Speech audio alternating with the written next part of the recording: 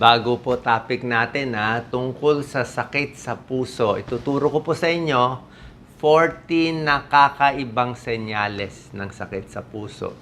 Normally kasi pag sinabing sakit sa puso, ang iniisip natin, masakit lang ang dibdib, di ba? Yun ang alam nating sakit sa puso. Pero meron palang mga skin signs. Sa balat lang natin, posible makita kung may sakit sa puso. So bilang internist, cardiologist, ito po linya natin. Pakita ko muna yung mga usual signs na alam ninyo. Yung mga chest pain at minsan tumataas yung sakit sa kaliwang kamay, sa neck, yan, alam niyo na yan. Minsan laging pagod, baka may heart failure, hinihimatay, mahina tibok ng puso, palpitation, irregular heartbeat, yan ang mga sign ng sakit sa puso. Pawis na pawis, malapot ng pawis, ibig sabihin mahina minsan ang puso. Hinihingal, possible din yan. Konting lakad lang, hingal na. So ito yung mga usual na alam nyong signs, diba? Pero ngayon, meron tayong 14 na kakaibang signs. Tingnan natin yan. Number 1, pagmamanas. Okay? Pag may nagmamanas, ganyan, maraming causes. Okay? Hindi naman lahat ng pagmamanas masama. Ang pinaka hindi delikado na pagmamanas, yung dependent edema, yung mga medyo may edad na, edad 50, 60, 70, meron ng mga varicose veins, kaya sa hapon, mas manas. Pwede yon yung mga baka sales lady o security guard, lagi nakatayo, lagi nakaupo, pwede magmanas. Yun ang hindi naman delikado, tataas lang pa. Pero merong pagmamanas na mas masama. Pwedeng heart failure, mahina ang puso, kaya nagmamanas. Pwede rin kidney failure, may sira ang kidneys. Pwede rin liver failure. Okay? Pero yung liver failure, usually, tiyan muna lumalaki.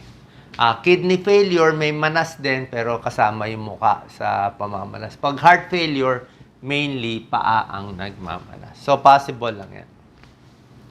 Number 2, pwede nag-iiba yung kulay. Pwede mo pakita, Doc Lisa. Nag-iiba kulay ng balat. Nagbu-blue siya. Nagbu-blue, ibig sabihin, kulang sa oxygen yung katawan. Kulang sa oxygen yung arteries. O may barado. Ito, tingnan nyo, nagbu-blue.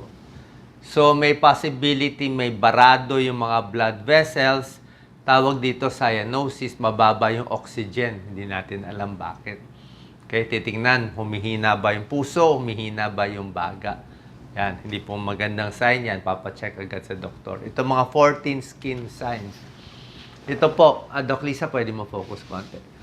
Medyo hindi rin to magandang sign. Yung parang may net. Nakita niyo ba? Parang may net yung balat natin. Yan, no? Net to. Net-like, no?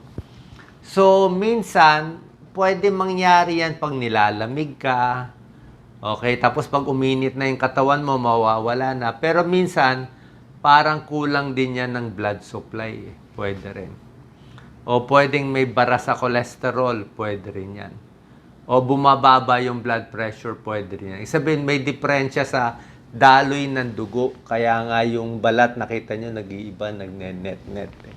So, kung wala naman kayo nararamdaman, di lang, lakad-lakad, exercise. Pero kung laging ganyan, papacheck tayo sa doktor. Possible blocked arteries, net-like pattern. Tawag dyan, medical term, livedo reticularis. Number 4, ito naturo ko na sa inyo dati. Mga dilaw-dilaw na lumalabas sa balat. Merong dilaw-dilaw, parang taba. Ayan, lumalabas sa mata, kitang-kita. O dilaw, minsan sa tuhod lumalabas. Ang tawag dyan, xanthelasma, cholesterol yan, taba. Diba ang taba kulay yellow? So, pag mataas masyado cholesterol mo, triglyceride mo, pwede ito magkaroon ng ganyan sa mata. Xanthelasma tawag dyan, medical term. Pag sa katawan naman, lumabas sa balat, xanthoma ang tawag dyan.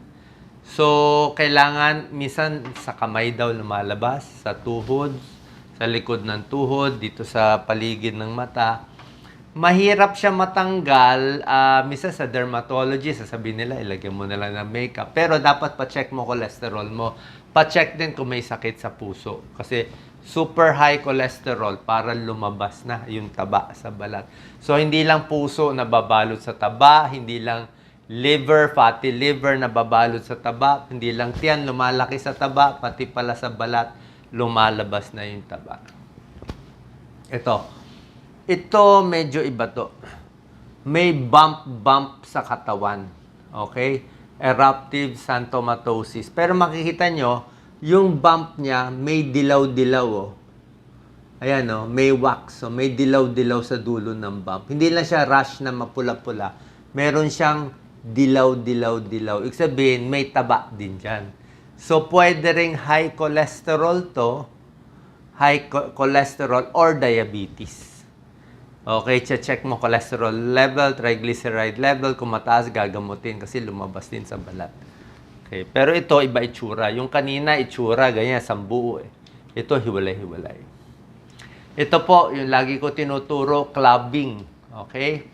Clubbing, pakita natin, Doc Lisa, kumakapal yung daliri. Ayan, kumakapal.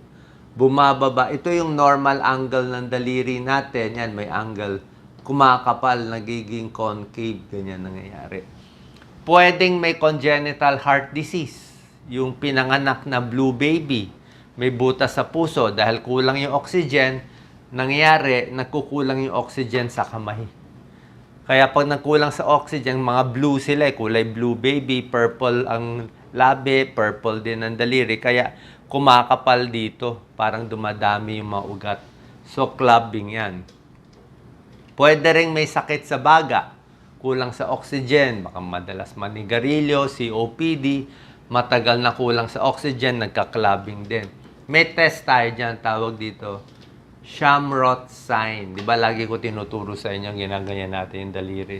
So pag ginanyan mo ang daliri mo, kailangan may butas. May butas. Ayan, may butas. Oh. Ito yung normal, may butas. Pag may clubbing ka, walang butas. Ito, walang butas. Ito, club siya. Oh. Wala ka nakikitang araw na pumapasok. Walang ilaw. So, clubbing yan. Diyan mo malalaman kung club. Although, may ilang tao na pinanganak na makapal. Eh. May lahing gano'n. So, kung meron din naman exception. Pero usually, blue baby, may sakit sa baga, sa puso, yan ang chinecheck natin. Pwede nyo gawin. Ito naman, medyo iba na to. Merong mga bukol-bukol sa balat. Pakita mo to, Doc Lisa. May naglalabasan parang protein eh. Parang nodules eh. Okay? Protein build up to. May isang sakit, nagkakaroon ng ganyang nodule sa buong katawan, amyloidosis ang tawag dito. Medyo rare to. Protein deposit sa puso at ibang organs lumalabas. So, pag ganito, papacheck din kayo. Ibig sabihin, pwede naman walang kaso lang, baka may peklat lang, pero walang masama, pa 2D echo, pa ECG, pa-check na rin natin yung puso. Ito, medyo ibang mga sakit na to. Ito yung mga infective endocarditis. Minsan kasi yung puso, nagkakaroon ng infection, yung valvula. So, pag yung puso, may mga valve yan, di ba? Aortic valve, mitral valve. So, pag nag-infection yan, minsan tumatapon yung mga infection eh. Merong mga buo-buo na tumatapon. Kaya nagkakaroon ng dugo-dugo dito. Ayan o, tingnan nyo. Yan ang sign o. May mga parang linya-linya. Ayan o. Parang nasugat, pero ang daming sugat o. Splinter hemorrhages. Sign of infective endocarditis. Papado 2D echo, lalo na kung may lagnat. Titingnan natin maigi.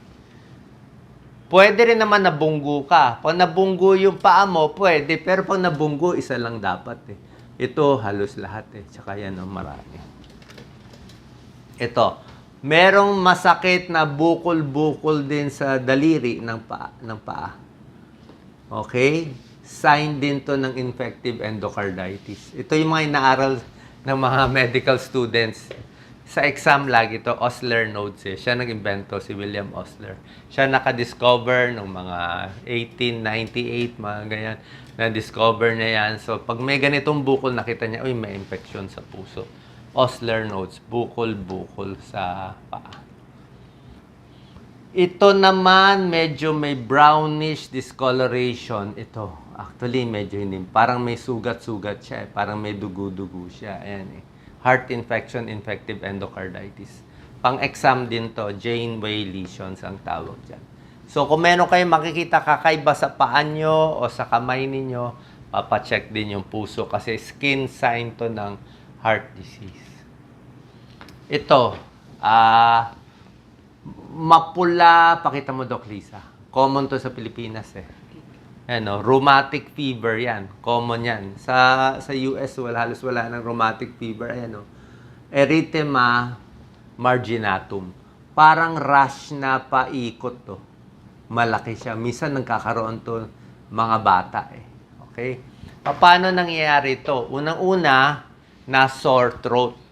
Diba? Isip natin sore throat, wala. Ako, bata ako, madalas ako ma-sore throat. Pero ang sore throat pala, hindi pwedeng pabayaan. Ang mga tonsil na mamaga, may nana, yung mga bata, yung mga nakikinig sa atin, mga may tonsil, kailangan gagamutin ng antibiotic 7 to 10 days.